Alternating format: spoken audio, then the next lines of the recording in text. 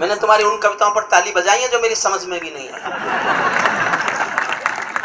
मुझे तो जमाना था ना सबको ये मोहन सांगवान जी के सामने सिद्ध करना था मैं अच्छे कवि लेके आया हूँ, इसलिए सबको जमाना मेरी जिम्मेदारी थी। वरना आप ही लोग परसों मैंने डींग में हूट होते देखे थे।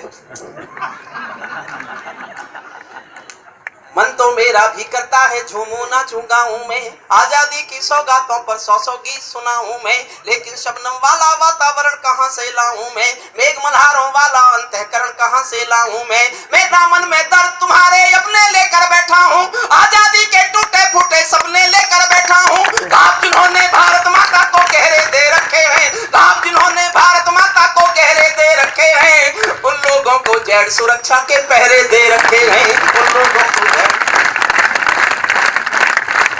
भाव जिन्होंने भारत माता को गहरे दे रखे हैं, उन लोगों को जेड सुरक्षा के पहरे दे रखे हैं, जो भारत को बर्बादी की हद तक लाने वाले हैं, वे ही स्वर्ण जयंती का पैगाम सुनाने वाले हैं, वे ही स्वर्ण जयंती। कविता शुरू करता हूँ साहब। बेटे दोनों बैठ जाओ, बेटे दोनों वापिस वापिस वापिस वहीं बैठो। इन बच्चों को पता नहीं है ये पार्लियामेंट नहीं है जिसका मन करे उठ के चले। बैठ जाओ बेटे, छोटे बच्चे हैं लेकिन वो आए कविता सुन रहे हैं, इनके उनको सैल्यूट करता हूँ। छोटा बच्चा वो नहीं जानता कविता क्या होती है, लेकिन फिर भी आया है तो कम से कम उसके कानों में कविता का संस्कार तो पड़ेगा, इसलिए उसको भी प्रणाम करना चाहता हूँ। शुरू करता हूँ कविता साहब। 4 लाइन पर समर्थन मांगता हूँ। पूरे सदन का आकाश भर तालियां, आकाश भर तालियां। आजादी लाने वालों का तिरस्कार तड़पाता है, आजादी लाने वालों का तिरस्कार तड़पाता है, बलिदानी पत्थर पर थूका बार बार तड़पाता है, इंकलाब की बलवेदी भी उनसे गौरव पाती है, इंकलाब की बलवेदी भी जिससे गौरव पाती है, आजादी में उस शेखर को भी गाली दी जाती है, आजादी में उस शेखर को भी, आजादी में उस शेखर को भी गाली दी जाती है। मैं दिनकर की परंपरा का चारण हूँ, भूषण की शैली का अल्प उदाहरण हूँ, इसीलिए मैं दरबारों के गीत नहीं गा सकता हूँ, मैं पीड़ा की चीखों में संगीत नहीं ला सकता हूँ, मैं पीड़ा की चीखों में नहीं ला। इससे बढ़कर और शर्म की बात नहीं हो सकती थी। मैंने रोते रोते कविता लिखी हरिद्वार में बरसात में भीगते हुए, और मुझे भीगते हुए पढ़नी पड़ेगी तो मैं आज तो पढ़ूंगा, कृपया कोई उठेगा नहीं। मेरा अनुरोध है आपसे, अगर बारिश बीच में आए तो सुनना इस कविता को। मेरे पास शायद कविता के नाम पर इससे अच्छा कहने के लिए और कुछ नहीं है, ताली बजवाने के लिए बहुत कुछ है, वो मैं बजवा लूंगा इसके बाद, लेकिन इस कविता को मुझसे सुनना। इससे बढ़कर और शर्म की बात नहीं हो सकती थी, आजादी के परवानों पर घात नहीं हो सकती थी, कोई बलिदानी शेखर को आतंकी कह जाता है, पत्थर पर से नाम हटाकर कुर्सी पर रह जाता है, पत्थर पर से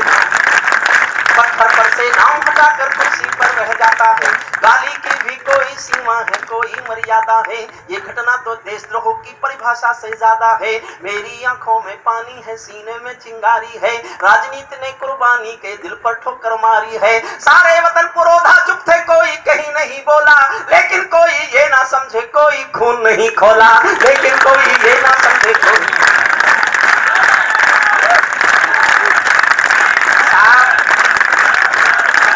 कविता का सौंदर्य ये, जब वो आतंकवादी कह रही होंगी चंद्रशेखर आजाद को, तो स्वर्ग में कहीं शहीदों की आत्मा सुन रही होगी। किस पर क्या गुजरा होगा, बस इस कविता के सौंदर्य को प्यार से सुन लेना। हिंदी दिवस पर इससे अच्छा मेरे पास कहने के लिए कुछ नहीं है। सारे वतन पुरोधा चुप थे, कोई कहीं नहीं बोला, लेकिन कोई ये ना समझे कोई खून नहीं खोला, सुनकर बलिदानी बेटों का धीरज डोल गया होगा, मंगल पांडे फिर शोणित की भाषा बोल गया होगा, मंगल पांडे फिर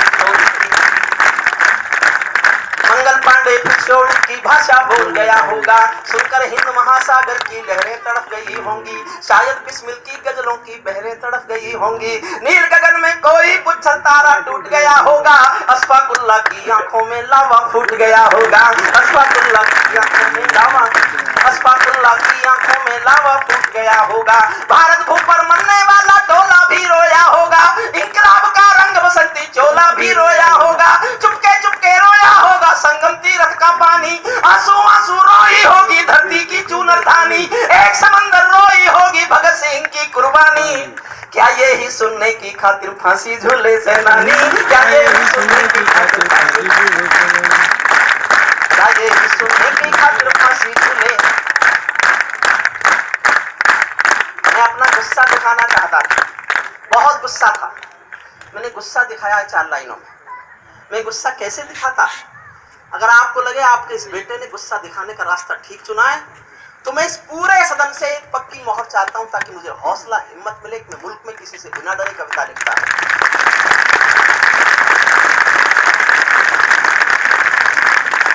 मैं एक ही सिद्धांत पर कविता लिखता हूं, मैं एक आईना हूं, हर चेहरे के दाग दिखाऊंगा, जिनको शिकायत है मेरे सामने से हट जाएं। 4 पंक्ति पढ़ता हूं, देखना चाहता हूं आप मुझे कितना प्यार करते हैं आप। अगर मुझे मेरा गुस्सा दिखाना ठीक लगे तो मुझे प्यार से नवाज देना, ताकि मेरा हौसला बढ़कर चला जाए। चुपके चुपके रोया होगा संगम तीरथ का पांव। और बड़े भाई ओमपाल भाई ओमवीर तोमर को समर्पित कर दो, बड़े लेखक हैं और मुझे वो बुरा भी मानते होंगे, उनको बुरा भी लगता होगा, लेकिन मुझे कहने में कोई संकोच नहीं है। राजनीति ने हमसे एक बड़ा साहित्यकार छीना है, एक बड़ा कवि छीना है। अगर वो राजनीति में नहीं होते तो हिंदुस्तान के साहित्य में उनकी बहुत बड़ी भूमिका रही होती। राजनीति हमको देती भी है तो छीनती भी है। उन्हीं को समर्पित करता हूँ ये पंक्तियां सुनना। चुपके चुपके रोया होगा संगम तीरथ का पानी, आंसू आंसू रोई होगी धरती की चूनर धानी, एक समंदर रोई होगी भगत सिंह की कुर्बानी, क्या यही सुनने की खातिर फांसी झूले सेनानी। जहां मरे आजाद पार के पत्ते खड़ गए होंगे, जहां मरे आजाद पार के पत्ते खड़ गए होंगे, कहीं स्वर्ग में शेखर जी के बाजू फड़ गए होंगे, शायद पल दो पल को उनकी निदिया भाग गई होगी, फिर पिस्तौल उठा लेने की इच्छा जाग गई होगी।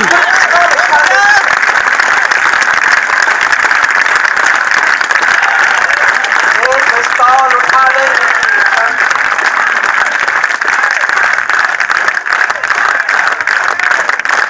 फिर पिस्तौल 5 मिनट बैठ भैया, 5 मिनट बैठ 5 मिनट बैठ 5 मिनट बैठ जाओ, 5 मिनट बैठ जाओ। फिर पिस्तौल उठ एक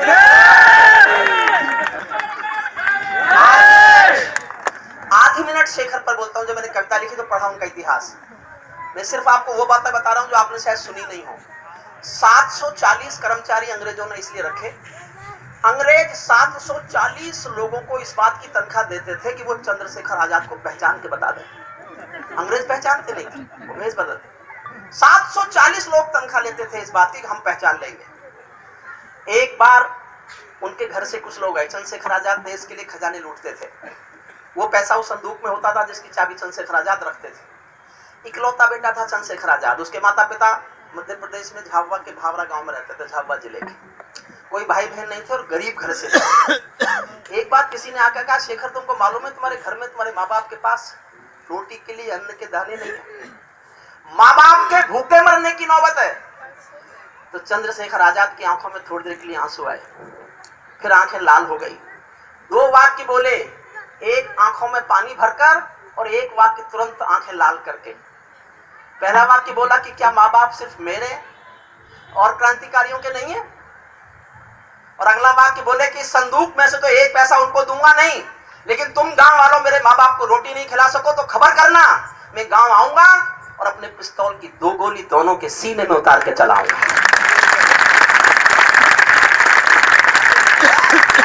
चंद्रशेखर आजाद को आतंकवादी कहोगे?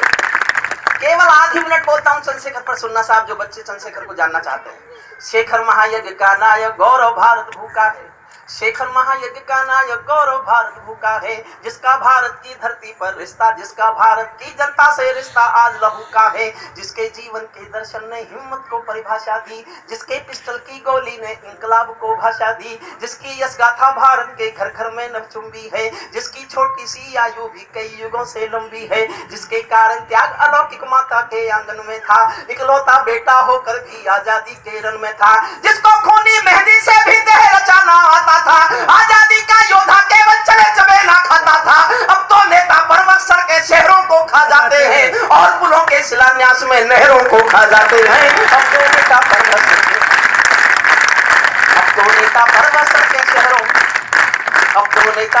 सर के शहरों को खा जाते हैं और पुलों के शिलान्यास में नहरों को खा जाते हैं। आजादी के कारण जो गोरों से बहुत लड़ी है जी, शेखर की पिस्तौल किसी तीरथ से बहुत बड़ी है जी, शेखर की पिस्तौल किसी तीरथ से। एक छंद और सुन।